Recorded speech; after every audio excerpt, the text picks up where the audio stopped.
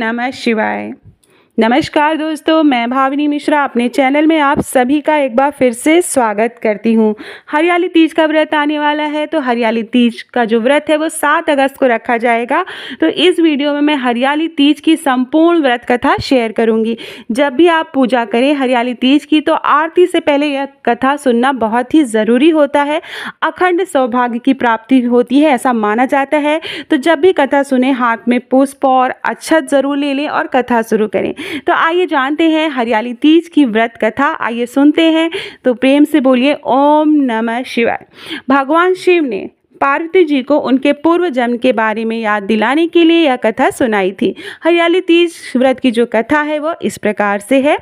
शिव जी कहते हैं, हे पार्वती, बहुत समय पहले तुमने हिमालय पर मुझे वर के रूप में पाने के लिए घोर तप किया था।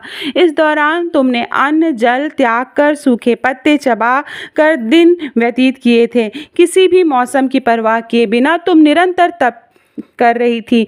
तुम्हारी इस स्थिति को देखकर तुम्हारे पिता बहुत दुखी थे। ऐसी स्थिति में नारद जी तुम्हारे घर पर पधारे। जब तुम्हारे पिता ने नारद जी से उनके आगमन का कारण पूछा, तो नारद जी बोले, हे गिरिराज, मैं भगवान विष्णु के भेजने पर यहाँ आया हूँ। आपकी कन्या की घोर तपस्या से प्रसन्न होकर वह उनसे विवाह करना चाहते हैं। इस बारे में मैं आपकी राय जानना चाहता हूँ।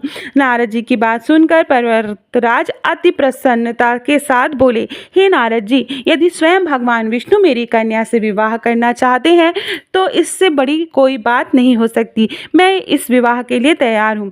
फिर शिव जी पार्वती जी से कहते हैं, तुम्हारे पिता की स्वीकृति पाकर नारद जी विष्णु जी के पास गए और यह शुभ समाचार सुनाया।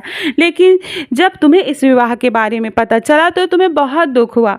तुम मुझे यानी कैलाशपति शिव को मन से अपना पति मान चुकी थी। तुमने अपने व्याकुल मन की बात अपनी सहेली को बताई। तुम्हारी सहेली किससे सुझाव दिया कि वह तुम्हें एक घनघोर वन में ले जाकर छुपा देगी और वहां रहकर तुम शिव जी को प्राप्त करने के लिए साधना करोगी। इसके बाद तुम्हारे पिता तुम्हें घर में न पाकर बड़े चिंतित और दुखी हुए। वह सोचने लगे कि यदि विष्णु जी बारात लेकर आ गए और तुम घर पर ना मिली तो क्या होगा। उन्होंने तुम्हारी खोज में धरती पाताल एक करवा दिए, लेकिन तुम ना मिली। तुम वन में एक गुफा के भीतर मेरी आराधना में लीन थी। भाद्रपद तृतीया शुक्ल को तुमने रेत से एक शिवलिंग का निर्माण कर मेरी आराधना की, जिससे प्रसन्न होकर मैंने तुम्हारी मनोकामना पूर्ण की। इसके बाद तुमने अपने पिता से कहा कि पिताजी, मैं अपने जीवन का लंबा समय भगवान शिव की तपस्या में बिताया है और भगवान शिव ने मेरी तपस्या से प्रसन्न होकर मुझे स्वीकार भी कर लिया है। अब मैं आपके साथ एक ही शर्त पर चलूंगी कि आप मेरा विवाह भगवान शिव के साथ ही करेंगे। पर्वतराज ने तुम्हारी इच्छा स्वीकार कर ली और तुम्हें घर वापस ले गए। कुछ समय बाद उन्होंने पूरे विधि विधान से हमारा विवाह किया। भगवान शिव ने इसके बाद कहा कि हे पार्वती, तृतीया को तुमने मेरी आराधना करके जो व्रत किया था उसी के परिणाम स्वरूप हम दोनों का विवाह संभव हो सका। इस व्रत का महत्व यह है कि मैं इस व्रत को पूर्ण निष्ठा से करने वाली प्रत्येक स्त्री को मनोवांछित फल देता हूँ। भगवान शिव ने पार्वती जी से कहा कि इस व्रत को जो भी स्त्री श्रद्धा पूर्वक करेगी उसे तुम्हारी तरह अचल सुहाग प्राप्त होगा।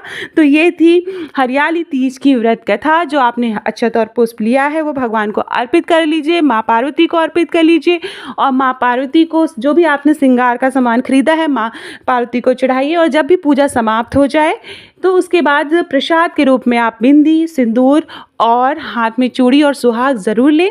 आशा करती हूँ आपको वीडियो पसंद आया होगा। ज़्यादा से ज़्यादा अपने दोस्तों के बीच में यह हरियाली तीज व्रत की कथा ज़रूर शेयर करिएगा। बहुत बहुत धन्यवाद ये वीडियो देखने के लिए।